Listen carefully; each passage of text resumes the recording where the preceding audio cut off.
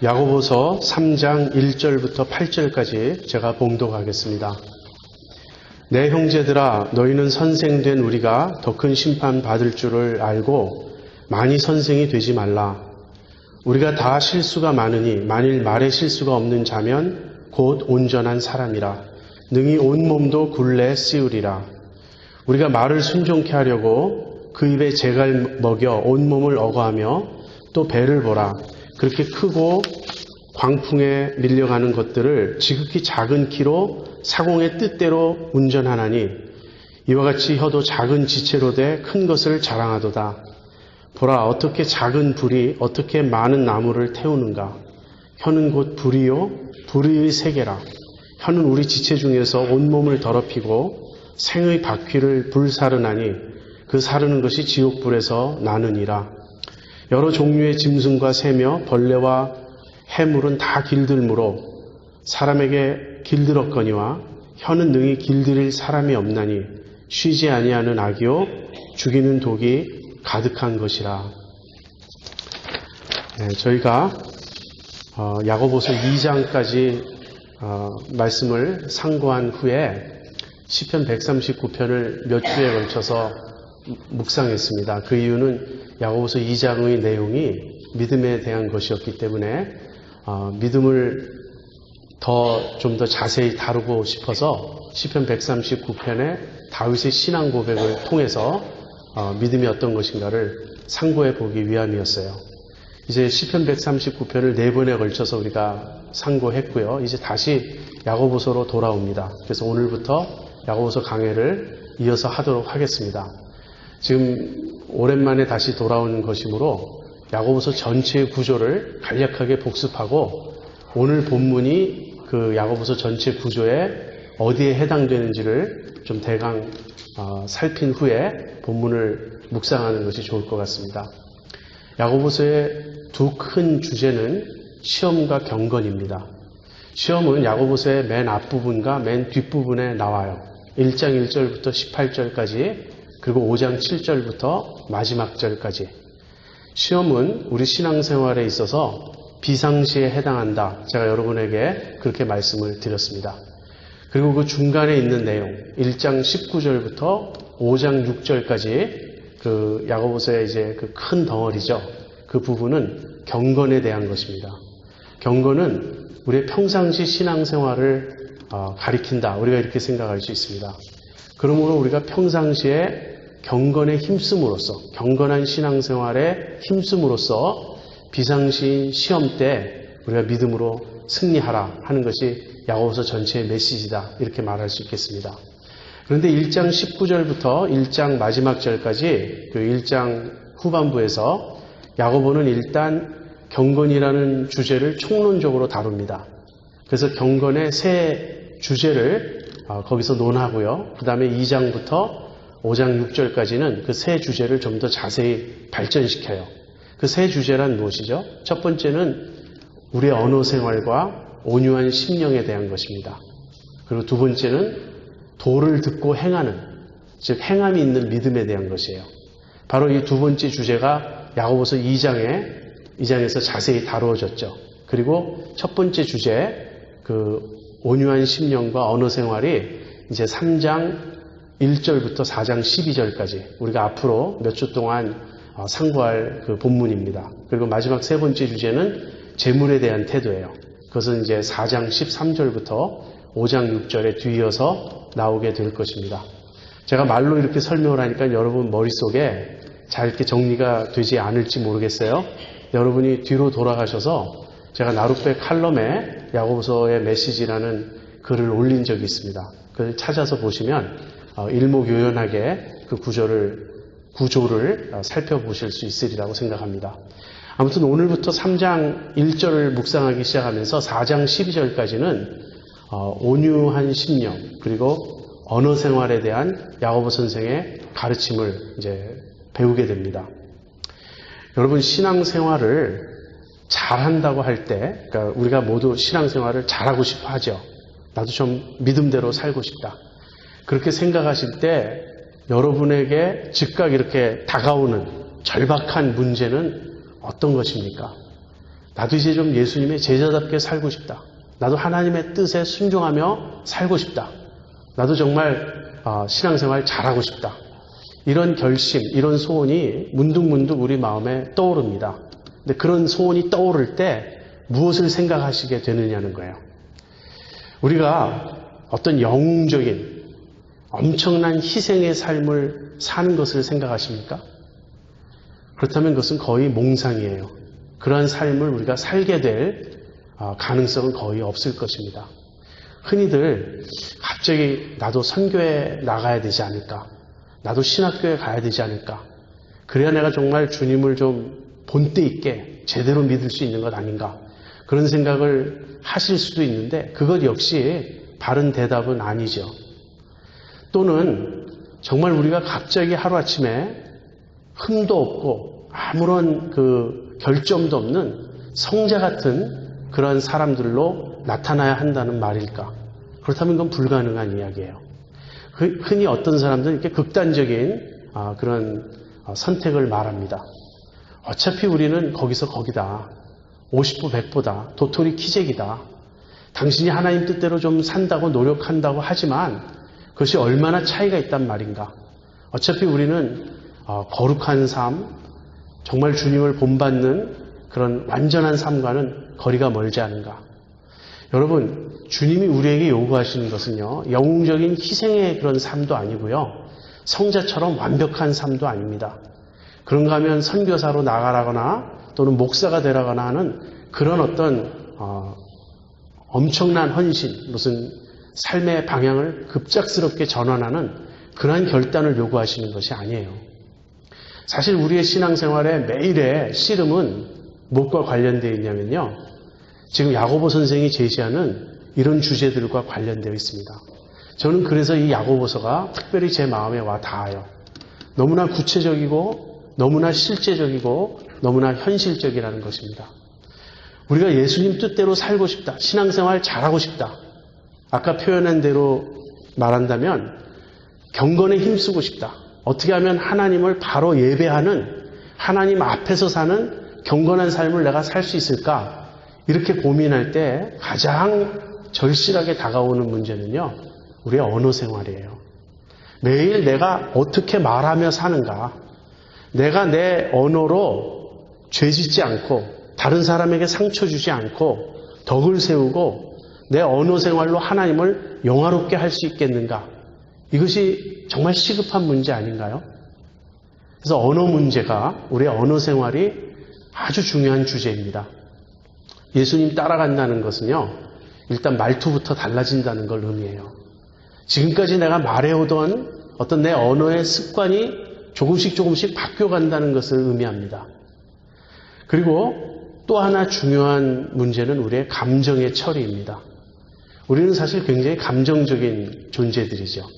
머리로서, 이성으로서 무엇이 옳다 그르다 판단하는 대로 살아가는 사람들이 많지 않습니다. 머리로 모른다는 것이 아니에요. 머리로 알지만 대체로 우리의 행동을 지배하는 것은 감정입니다. 우린 충동대로 살기가 참 쉬워요. 그래서 사랑해야 되는 줄 알지만 서로 상처를 주고 받게 되는 거예요. 한편으로 내 감정이 흥분되고 즐거울 때는 당장 낙관적이 되고 모든 게 잘 될 것처럼 믿음 안에 있는 것 같지만 다음 순간 금방 또 우리가 실망하고 낙심하고 염려하고 그냥 감정이 곤두박질 치지 않습니까? 우리 감정을 어떻게 컨트롤할 수 있죠? 믿음이 성숙한 사람의 특징은 스테이블한 거예요. 늘 변함이 없고 한결같고 안정된 것입니다. 근데 우리는 좀처럼 그런 평형 상태를 유지하기가 쉽지 않은 걸 발견해요. 그리고 또 재물에 대한 태도야말로 우리에게 정말 절실한 문제 아닌가요? 요즘 불경기가 계속 지속되고 있잖아요. 입으로 우리가 믿음을 말하고 하나님을 신뢰한다고 말하지만 불경기가 지속됨에 따라 정말 힘든 것이 사실이에요. 과연 어떻게 될까? 내가 이 사업을 유지할 수 있을까? 이러다 정말 문 닫아야 되는 건 아닌가? 많은 분들이 집을 폴클로저를 해서 넘겨야 하는 그런 상태가 됩니다. 이런 것들이 심각한 문제예요. 매일매일 내가 어떻게 말하며 살 것인가? 내 감정을 어떻게 처리할 것인가? 재물의 문제를 어떻게 믿음으로 대할 것인가? 야고보 선생은 지금 이 문제들을 거론하고 있습니다. 신앙생활이란 추상적인 것도 아니고 관념적인 것도 아닙니다. 물론 우리가 원리로서 성령의 충만을 말합니다. 성령의 충만이 어떻게 드러나느냐 하는 것이에요. 성령으로 충만하면 하늘이 갈라지고 이상한 것이 보이고 정말 모든 것이 그렇게 막 기적적으로 일어나는 그런 체험을 하게 될까요? 그것이 성령의 충만이 아니고 정말 성령이 충만하다면 우리 언어 생활에 변화가 일어난다는 거예요. 그동안 어딘가 가시가 있는 듯한 그런 말투, 항상 부정적이고 이렇게 어둡던 그러한 표현, 이런 것들이 조금씩 바뀌어가는 것입니다. 그 사람의 언어를 통해서 많은 사람이 위로와 용기와 격려를 받게 됩니다. 이러한 변화가 진정한 신앙생활이에요. 만약에 여러분 중에 나는 언어 생활, 감정 조절의 문제, 그런 차원은 이미 넘어섰습니다. 아직까지도 뭐 그런 기본적인 차원에서 고민하고 있습니까? 그렇게 말씀하시는 분이 있다면 오늘 제 설교는 불필요한 내용일 거예요. 그리고 야고보서 전체가 아마 그런 분에게는 별 도움이 되지 않는 책일 것입니다. 그러나 만약에 여러분도 저와 비슷하여서 언어 생활이 정말 큰 고민이다. 정말 나는 이 말로써 주님께 영광을 돌리기보다는 죄를 지을 때가 많고 이 언어 생활이 난 개선돼야 될 필요가 절실히 있다. 저처럼 그렇게 느끼시는 분이라면 오늘의 설교는 여러분을 위한 것입니다. 야고보서의 이 메시지는 여러분을 위한 것이에요. 여러분과 저를 위한 것입니다. 저는요, 어려서부터 말이 많다는 얘기를 늘 들어왔어요. 근데 우리 그 한국 문화는 남자가 말 많은 거를 별로 이렇게 좋아하지 않잖아요. 남자는 과묵해야 된다.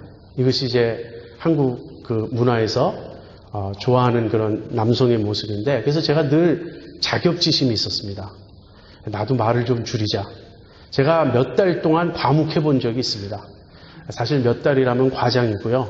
그래서 몇 주 정말 제가 말을 좀 줄여본 적이 있는데, 제 주변의 모든 사람이 너 화났냐? 너 어디 아프냐? 너 삐졌냐? 이러면서 너답지 않으니까 차라리 말하고 살아라. 저는 그렇게 과묵할 수가 없는 것 같아요. 그래서 끊임없이 남들하고 말할 때 제 언어의 분량이 항상 더 많은 편이지 적은 편이 아닙니다. 듣기보다는 말하기 좋아하고 잘난 척하고 아는 척하고 조금 알아도 많이 하는 것처럼 표현하고 좀 그렇죠. 제가 잘 알고 있습니다. 이거 늘 저의 기도 제목이에요. 고치고 싶습니다. 그런데 결심으로 안 된다는 거예요. 여러분, 결심해서 언어가 바뀝니까? 아주 짧은 기간은 되죠. 그러나 금방 또 무너져요. 언어의 문제는, 이 혀의 문제는 사실 혀의 문제가 아니에요. 그보다 훨씬 더 근원적이고 깊은 차원의 문제입니다. 그래서 언어 생활은 무엇과 이어져야 되냐면요, 우리의 심령 상태와 이어지는 것이에요. 그런 내용이 앞으로 계속 나올 것입니다. 그래서 온유와 언어를 함께 묶어서 야고보 선생이 말씀하고 있는 것입니다. 일단 우리가 이 주제를 3장 1절부터 4장 12절까지를 한꺼번에 다 다룰 수는 없잖아요. 그래서 오늘 그 중에 첫 번째 본문을 다루려고 하는데, 오늘 설교의 제목은 혀의 파괴력입니다. 언어가 얼마나 중요하고 이 언어의 문제라는 것이 얼마나 심각한 것인가, 이 언어의 파괴력이라는 것이 얼마나 큰 것인가, 이런 점을 좀 우리가 잘 살펴서 일단은 이 혀의 중요성을 일깨울 필요가 있다고 그렇게 생각합니다. 야고보 선생은 3장 1절에서 이렇게 말해요. 내 형제들아, 너희는 선생된 우리가 더 큰 심판 받을 줄을 알고 많이 선생이 되지 말라. 우리가 다 실수가 많으니 만일 말에 실수가 없는 자면 곧 온전한 사람이라 능히 온몸도 굴레 씌우리라. 왜 야고보 선생이 그 혀에 대한 이런 권면을 이 시점에서 주고 계시는 것일까? 그 상황이 있었어요. 야고보 선생이 이 편지를 쓰는 대상이었던 그 초대교회에 어떤 상황이 벌어지고 있었습니다. 그 상황은 선생이 되고자 하는 사람들이 많았다는 거예요. 그래서 너희는 많이 선생이 되려고 하지 말라 하는 그 권면을 주면서 그 이유로서, 그 근거로서 이 혀의 문제, 언어의 문제를 이제 끄집어내시는 거예요. 그 당시 초대교회는 오늘날의 교회처럼 가르치는 자와 가르침을 받는 자가 그렇게 엄격하게 구분되지 않았습니다. 오늘 우리 교회에서는 목사라는 직분이 이렇게 확립되어 있고 안수를 받고 신학교육을 받고 그래서 말씀을 전하는 것이 소수의 어떤 전문가들에게 집중되어 있는 이러한 형태입니다. 초대교회 때는 은사에 따라서 그런 일을 좀 더 자유롭게 할 수가 있었어요. 그래서 자기가 나 설교 잘할 수 있다. 나는 말도 잘하고 지식도 있고 나는 참 가르치는 일을 하면 잘할 수 있는 사람이다. 이렇게 생각하는 사람들이 꽤 있었던 것 같아요. 그래서 선생이 되고 싶어하는 사람들이 꽤 있었습니다. 이런 자들에 대해서 야고보 선생이 경계하는 거예요. 말을 좀 잘한다고, 지식이 좀 있다고, 가르치는 은사가 있다고 쉽게 선생이 되어서는 안 된다 하는 것입니다. 왜 그런가? 선생들에게는, 스승이 되고자 하는 자들에게는 더 큰 심판이 있기 때문이다 하는 것입니다. 여러분, 왜 사람들이 선생의 위치에 서고 싶어 할까요? 그것은 두 가지일 것 같아요. 더 많을 수도 있겠고 또는 제가 제시하는 이 이유가 좀 틀릴 수도 있겠지만 저는 두 가지라고 생각합니다. 첫 번째는 역시 선생의 위치에 있다는 것은 명예로운 일이에요. 다른 사람에게 가르치고 다른 사람을 이끌어가는 위치는 명예스러운 위치입니다. 그렇기 때문에 가르치고 싶어하는 사람들이 있었을 거예요. 그리고 두 번째는 어쩌면 이게 더 큰 이유일지도 모르겠는데 가르치는 위치에 있는 사람은 영향력을 행사하게 됩니다. 우리가 가르친다는 것은요, 그 가르침을 통해서 사람들에게 영향을 행사하는 일이에요. 이 영향력을 행사한다는 것은 자기 자신의 어떤 가치, 자기의 중요성을 확인하는 그런 길이 될 수 있습니다. 그래서 아마 선생이 되고 싶어 하지 않았을까. 그런데 바로 여기에 문제가 있는 거예요. 선생의 위치는 분명 영향력을 행사하는 위치입니다. 그런데 이 영향력이 문제라는 거예요. 영향력을 행사할 수 있으면 있을수록 그에 따르는 책임이 더 크고 그에 따르는 심판이 더 크다는 것입니다. 그래서 이 영향력을 행사하는 수단은 무엇이죠? 그것이 말이에요. 그것이 가르침이고 혀의 사용이고 언어 생활이에요. 선생들은 말을 통해서 사람들을 움직입니다. 그래서 이 말로서 영향력을 행사하는 사람들이 그 말을 많이 하기 때문에 그 말의 실수가 일어날 수밖에 없기 때문에 더 큰 심판을 받게 될 것을 경고하고 있는 것입니다. 제가 예전에 선한청지교에 있을 때 목사님들 몇 분과 함께 달라스에 어떤 세미나에 참석한 적이 있어요.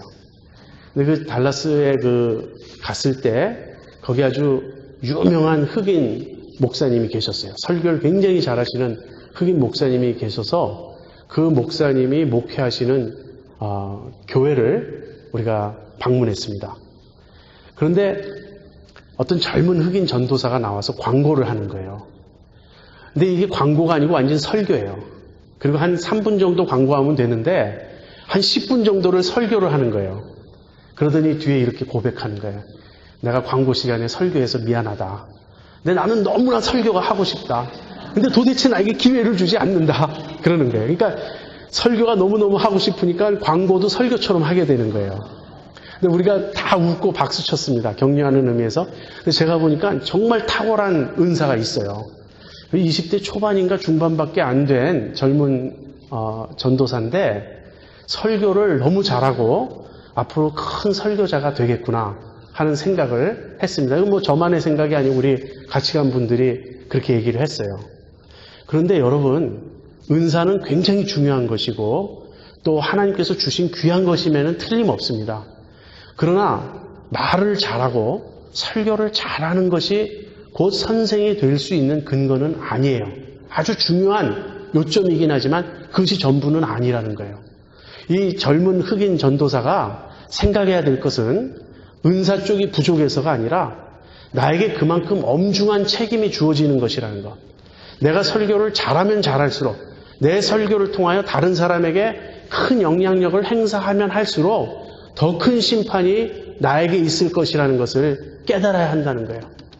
사실 오늘 이 설교는 목사인 제가 먼저 들어야 될 설교이고 제가 설교하기에는 참 거북한 그런 본문임에 틀림없습니다. 여러분, 우리가 말에 실수가 많아요. 근데 말에 실수가 많다는 건 두 가지 의미입니다. 첫 번째는요, 말과 행실이 다르다는 거예요. 저도 늘 설교를 잘하고 싶습니다. 그래서 제가 기도할 때 제가 부족하다고 생각되는 점에 대해서 주님께 참 이렇게 애원을 합니다. 저도 좀 이렇게 잘할 수 있게 해주세요. 제가 여러분에게 이미 말씀드렸는데요. 이번 코스타가 저한테 큰 걱정이에요. 왜냐하면 굉장히 젊은 대학생들에게 설교를 해야 되는데 여러분도 아시다시피 저는 재미가 없거든요. 웃기지도 않고 유머도 부족하고 예화도 별로 없고 이 딱딱한 설교를 대학생들한테 한다는 것이 저한테는 고민이에요. 그래서 안 하겠다고 했는데 그냥 계속 해달라는 이야기 때문에 가는데 이런 것이 이제 저에게 어려움이 있습니다. 그래서 이제 그런 걸 구하지만 곰곰이 제가 생각해 보는 것은 이런 것이에요. 설교를 더 잘하려고 하지 말고 설교한 만큼이라도 살아라 하는 그런 주님의 음성이 들리는 것 같아요. 너는 이미 네가 설교하는 만큼 도달하기에 너무 부족하다. 너는 네가 말하는 대로 살지 못하고 내 설교는 실제 너를 훨씬 넘어선 수준에 가 있다. 그러므로 설교를 더 잘하려고 하지 말고 설교한 대로 살아야 하지 않느냐 하는 그런 말씀을 저에게 주십니다.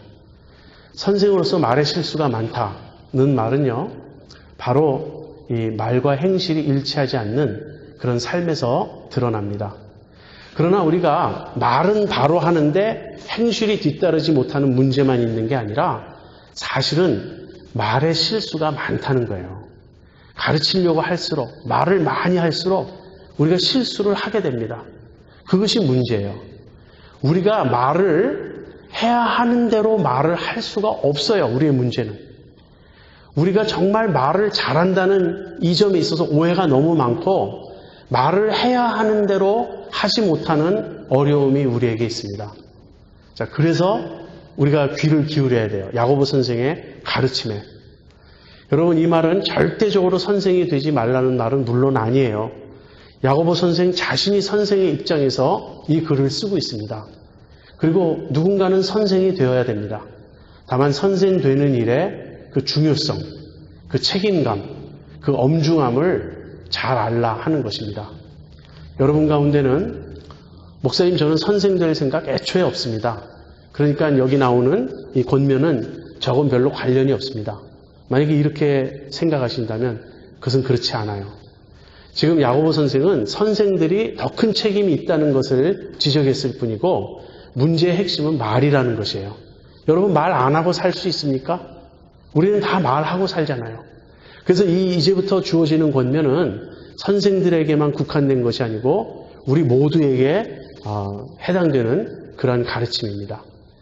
오늘 우리가 야고보 선생님의 가르침을 통해서 배우는 두 가지 교훈은 이것이에요. 첫 번째는 혀라고 하는 것은 큰 파워다. 그리고 그만큼 파괴력이 강하다 하는 것이에요. 우리의 말이라고 하는 것은 굉장히 무지막지한 힘을 가지고 있는 엄청난 것이에요. 말이 그냥 그건 말뿐이었는데 말도 못하니 그냥 말이잖아. 이게 아니에요. 그냥 말이라는 건 없어요. 말이라는 건 굉장히 무서운 거고 말이라는 건 굉장히 강력한 거고 말이라는 것은 엄청난 파괴를 가져올 수 있는 것입니다. 그것이 첫 번째 논점이고요. 두 번째는 말을 컨트롤하기가 너무 어렵다. 혀를 길들이는 것은 불가능한 일이다 하는 이 두 가지 점입니다. 좀 차례대로 살펴보겠습니다. 3절 같이 보시죠. 우리가 여기서 말은 이제 홀스예요. 예, 그 짐승말. 우리가 말을 순종케 하려고 그 입에 재갈 먹여 온몸을 어거하며 또 배를 보라. 그렇게 크고 광풍에 밀려가는 것들을 지극히 작은 키로 사공의 뜻대로 운전하나니 이와 같이 혀도 작은 지체로 돼 큰 것을 자랑하도다. 보라 어떻게 작은 불이 어떻게 많은 나무를 태우는가. 지금 야고보 선생은 이 혀는 작은 지체이지만 엄청난 힘을 가지고 있다. 이 점을 설명하기 위해서 세 가지 예를 듭니다. 첫 번째는 재갈 먹인다는 거예요. 재갈. 여러분 말 입에다가 이렇게 재갈을 먹이죠. 끈을 묶고 그래서 이제 말을 타는 사람이 이 말 입에 재갈 묶은 그 끈을 쥐고 말을 컨트롤합니다. 왼쪽 줄을 잡아당기면 말이 왼쪽으로 가요. 오른쪽 줄을 잡아당기면 말이 오른쪽으로 갑니다. 두 줄을 다 잡아당기면 말이 씁니다. 말이 얼마나 크죠? 사람이 그 옆에 가서 서면 말이 얼마나 큰 짐승인지 알 수 있어요. 또 말은 얼마나 힘이 세고 얼마나 또 빨리 달리고 그런 짐승입니까? 그래서 사람과 말이 서 있으면 말이 훨씬 크고 훨씬 빠르고 훨씬 힘이 세요. 그럼에도 불구하고 말은 사람에게 꼼짝 못합니다. 사람이 말을 억어하고 컨트롤하는 방법은 무엇이죠? 바로 재갈이에요. 말 입에 재갈을 묶어서 그 조그만 재갈 가지고 말을 좌우하는 거예요. 이 재갈의 힘이 얼마나 큰가? 재갈은 작은 것이지만 큰 말을 억어하고 순종케 하지 않느냐 하는 것입니다. 두 번째는 배의 키예요. 그 당시는 이렇게 인간이 만든 이런 어떤 구조물이 그렇게 큰 게 없었죠. 요즘처럼 어마어마한 그런 게 없습니다. 그러니까 배라고 하는 것은 굉장히 큰 물체라고 생각할 수 있어요. 사람이 수십 명, 많게는 수백 명도 타는 그런 큰 배를 생각해 보세요. 그 배가 이 광풍에 밀려가는 모습을 생각해 보세요. 배가 돛을 이렇게 올리면 바람이 세게 불 때 그 돛이 팽팽해지죠. 그 힘이 얼마나 강합니까? 그래서 그 큰 배가 바람에 밀려서 이 바다 위를 이렇게 움직여 가는 거예요.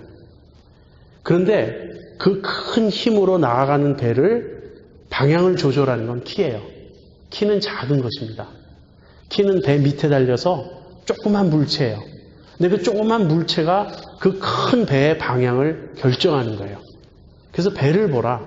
키는 작은 것이지만 큰 배가 그 작은 키에 의해서 사공의 뜻대로 움직이지 않느냐 하는 것이에요.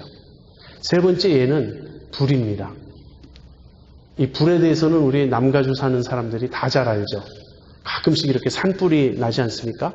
산불이 일어날 때 조그만 불에서 시작하는 거예요.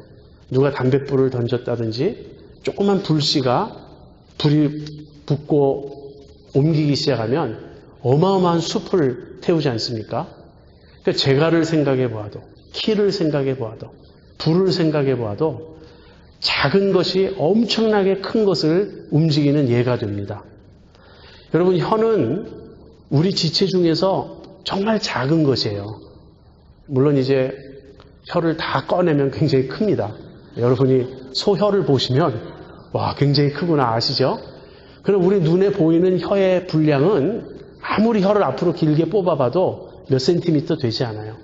혀는 작고 부드러운 것이에요. 대부분은 입 안에 숨어 있고 별로 드러나지도 않습니다. 그런데 우리 몸의 신체의 다른 모든 부분은 컨트롤이 돼요. 그런데 이 혀는 컨트롤 못한다는 거예요. 혀는 길들일 수 있는 사람이 없다는 거예요. 그리고 이 작은 혀가 얼마나 놀라운 큰 파괴력을 가지느냐 하는 것입니다. 그래서 그 야고보 선생이 재밌는 이 말을 합니다. 혀는 불이다 그렇게 말했어요. 작은 불이 엄청난 그 숲을 태우죠. 그래서 혀는 작은 불이지만 큰 파괴력을 가지고 있다. 이 말을 한 후에 그 불을 지옥불에서 나온다는 말로 설명을 해요. 혀가 쉬지 않는 악이요. 지옥불에서 그 솟아나오는 그런 불이다 하는 것이에요. 이 작은 혀가 그렇게 큰 힘을 가지고 있을 뿐 아니라 그 큰 파괴력을 가지고 악을 행한다는 거예요. 불의를 행한다는 거예요. 혀의 이 파괴력과 혀의 이 악함, 이것을 우리가 보아야 되겠습니다. 여러분 그걸 느끼시나요? 그걸 느껴야 우리가 이제 혀에 대해서 경각심을 갖게 돼요. 야, 이거 혀가 정말 중요한 것이구나. 내가 혀를 다스려야 하겠구나 하는 생각을 하게 됩니다. 우리는 흔히 말은 무해한 것이라고 생각해요. 말도 못하냐 이렇게 표현하면서 말일 뿐이야. 농담도 못하니 난 그냥 말만 좀 했을 뿐이야. 근데 그 말만 조금 하는 것이 얼마나 무서운지 모른다는 거예요. 여러분, 인류 최대의 비극이 무엇이죠? 인류 최대의 비극은 우리의 조상 아담과 하와가 선악과를 따먹은 일입니다. 그렇지 않습니까? 그거보다 더 큰 비극이 있나요? 모든 것이 거기서부터 출발하잖아요. 만약에 우리 조상 아담과 하와가 선악과를 따먹지만 않았더라면 지금 이 세상에 있는 모든 악과 고통이 없었을 거예요. 그러니까 제일 큰 비극은 우리 조상 아담과 하와가 선악과를 따먹은 그 사건에 있습니다. 그 사건이 어떻게 일어났는지 아시죠? 뱀의 혀가 만들어낸 사건이에요. 뱀이 와서 몇 마디 속삭였습니다. 우리 창세기를 읽어보면 많이 말한 것도 아니에요. 다만 몇 마디 했어요. 그 뱀의 그 날름거리는 혀가 조금 움직였을 뿐인데 그 파괴력이 온 인류를 죄와 사망의 구렁텅이에 몰아넣은 거예요. 혀는 그렇게 무서운 거예요. 여러분, 우리가 사람과 싸울 때 남자들은 주먹을 쓰기도 하죠. 그래서 정말 막 치고 받고 싸우고 때리고 머리가 깨질 수도 있고요. 이빨이 부러질 수도 있고 그렇습니다. 그러면은 병원에 가서 치료받으면 전치 몇 주 이런 게 나오죠. 그래서 전치 8주, 2달은 병원에 입원해 있어야 치료가 될 수 있다. 얼마나 큰 상처를 입었습니까? 그러나 우리의 육체적인 그 상처는요, 8주면 회복이 돼요. 시간이 지나면 우리가 다친 부분, 깨어진 부분, 아물고 회복이 됩니다. 그런데 혀로 받은 상처는 평생을 가요. 누가 내 자존심을 상하게 하고 내 마음을 아프게 하고 나에게 어떤 모욕적인 언사를 함으로써 내가 상처를 받았다. 그 상처가 8주 만에 회복됩니까? 1년 만에 회복됩니까? 어떤 사람은 평생을 그 상처를 품고 살지 않아요? 그 상처에서 계속 쓴물이 올라오고 그 상처에서 아픔과 온갖 그 괴로운 기억이 올라오고 우리를 또 넘어뜨리고 어렸을 때 아버지로부터 비난받은 한마디 말 때문에 한 아들이 일생을 망치는 그런 예를 우리는 종종 보지 않습니까? 혀는요, 절대 간단한 게 아니에요. 혀는 절대 아무것도 아닌 게 아니에요. 저도 제 인생을 다시 산다면 제가 하지 말았어야 될 말들, 지우고 싶은 말들이 참 많아요.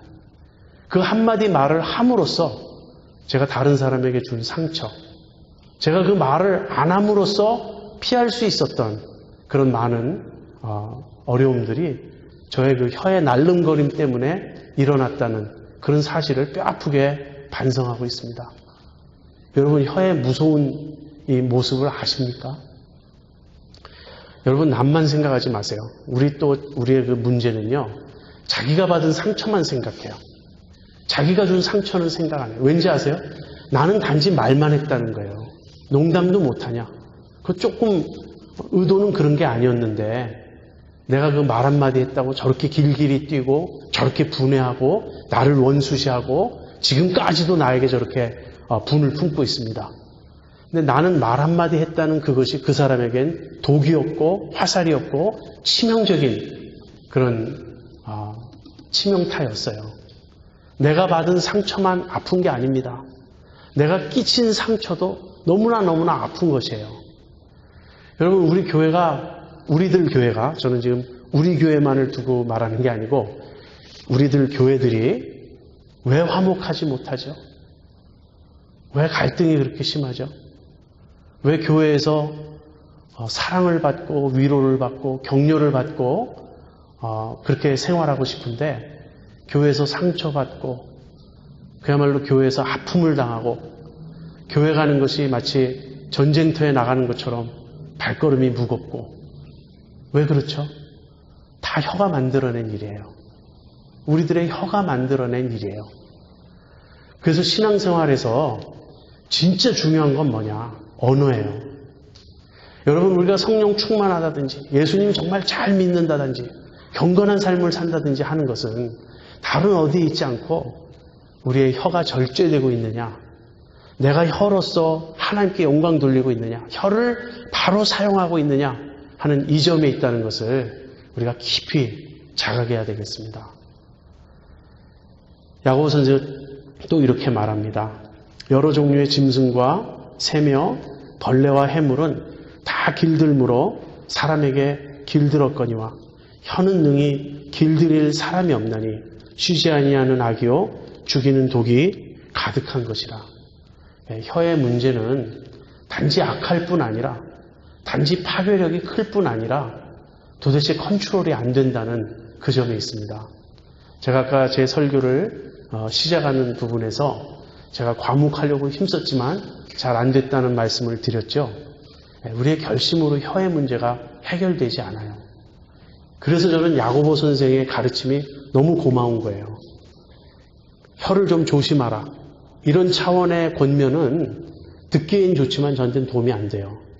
야고보 선생은 혀의 문제를 근본적으로 해결할 수 있는 길을 보여줍니다.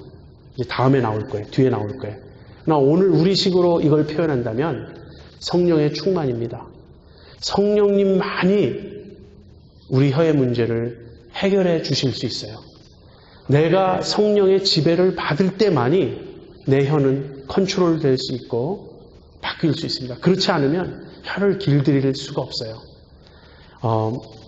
어떤 사람은 말을 하지 않음으로써 그 혀의 문제를 해결하려고 그래요. 왜냐하면 입을 열면 말에 실수가 있으니까 차라리 말을 안 하겠다. 그런데 여러분 잠언을 보시면 그건 참 지혜로운 거라고 말해요. 차라리 말을 하지 말라는 거예요. 어리석은 자는 입을 함부로 열어가지고 온갖 문제를 일으키니까 차라리 입을 다물고 있으면, 우리말에도 그런 농담 하잖아요. 가만히 있으면 중간이라도 간다고. 말하지 않고 있으면 그래도 좀 나아요. 그러나 그것이 근본 해결은 아니에요. 문제는 아까도 제가 말씀드린 것처럼 혀에 있는 것이 아니고 우리의 심성에 있어요. 우리의 심령에 있어요. 내면에 있어요. 그래서 그 문제를 이제 우리가 더 살펴보도록 하겠습니다. 결론적으로 여러분에게 한번 이런 질문을 던져보고 싶어요. 말을 잘한다는 것은 어떤 뜻인가? 어떤 의미인가? 누가 말을 잘하는 사람입니까? 제가 신학교 다닐 때 설교학 시간에 교수님이 저희들에게 이런 말씀을 들려주셨어요. 미국 목사님들을 놓고 서베이한 결과 미국 목사님들이 제일 갖고 싶어 하는 것, 제일 원하는 건 뭐냐면 커뮤니케이션 스킬이라는 답이 나왔어요. 목사님들이 역시 고민이 어디에 있냐면 설교에 있어요. 내가 좀 더 말을 잘했으면, 내가 좀 더 커뮤니케이션을 잘했으면, 내가 설교를 좀 더 잘하면 목회를 좀 더 잘할 텐데, 내가 사람들을 좀 더 많이 이렇게 영향을 주고 끌고 갈 수 있을 텐데, 아마 그렇게 생각하는 것 같아요. 저는 거기 동의하지 않습니다. 우리가 커뮤니케이션 스킬이 부족한 게 문제가 아니에요. 말을 잘한다는 것은요, 유창하다는 뜻이 아닙니다. 언변이 뛰어나다는 뜻이 아닙니다. 여러분 이런 사람 있죠? 저 사람은 검은 것도 희다고 설명할 수 있다. 그 사람 말을 듣다 보면 검은 것도 흰 것처럼 보인다. 얼마나 화술이 뛰어나고 설득력이 있으면 검은 것도 흰 것처럼 사람에게 설명하고 설득할 수 있는 거예요. 대단한 능력이죠. 이것은 말 잘하는 것이 아닙니다. 오히려 이런 능력을 가진 사람일수록 우리는 경계해야 돼요. 그렇게 말을 잘하는 사람일수록 우리는 경계해야 됩니다. 말을 잘한다는 것은 성경적인 의미에서 그런 뜻이 아니에요. 오히려 그보다는 해야 될 말을 해야 될 때에 하는 시의적절한 말이 더 맞을 거예요. 사실 우리는 말을 해야 될 때 하지 않거나 하지 말아야 될 때 하는, 또는 해야 할 말을 안 하고 안 해야 될 말을 하는 그런 문제가 우리에게 있죠. 그것이 어쩌면 더 말을 잘하는 것일 거예요. 한 걸음 더 나아가서 그런 것보다도 말이 진실한 것, 진실하게 말할 수 있는 것, 아마 그것이 말을 잘하는 것일 겁니다. 결론적으로 말하면 말을 지배하는 사람이 말을 잘하는 것입니다. 우리가 말에 실수를 하는 이유는요, 내 말을 내가 내 혀를 내가 컨트롤 못하기 때문이에요. 일단 입을 벌려서 말을 하기 시작하면 어떤 스피릿이 나를 사로잡고 그 스피릿에 의해서 말은 거의 저절로 계속해서 쏟아져 나옵니다. 혀가 컨트롤 안 되는 모습이죠. 그러나 혀를 컨트롤하는 사람, 틀린 말은 안 하는 사람, 잘못된 말은 삼키는 사람, 지혜롭지 않은 말은 피하는 사람, 꼭 해야 될 말은 하는 사람, 성령의 지배를 받음으로 그의 언어 생활에서 그런 성령의 컨트롤 받고 있는 모습이 드러날 때 그것을 말을 잘한다. 우리가 이렇게 말할 수 있습니다. 여러분의 언어 생활은 어떻습니까? 여러분 정말 신앙생활에서 나는 언어에 문제가 있어 이렇게 느끼십니까? 그렇다면 여러분이 바로 그 대상이에요. 야고보 선생이 지금 이 말씀을 주고 있는 대상이에요. 우리가 이 말씀을 들어야 하겠습니다. 우리에겐 희망이 있어요. 우리는 경건한 사람이 될 수 있습니다. 우리는 언어 생활을 개선할 수 있습니다. 하나님이 기뻐하시는 진실한 언어의 사람들이 될 수 있습니다. 주님께서 그 길을 여러분과 저에게 보여주시고 인도해 주시기를 바랍니다. 우리 같이 기도하겠습니다.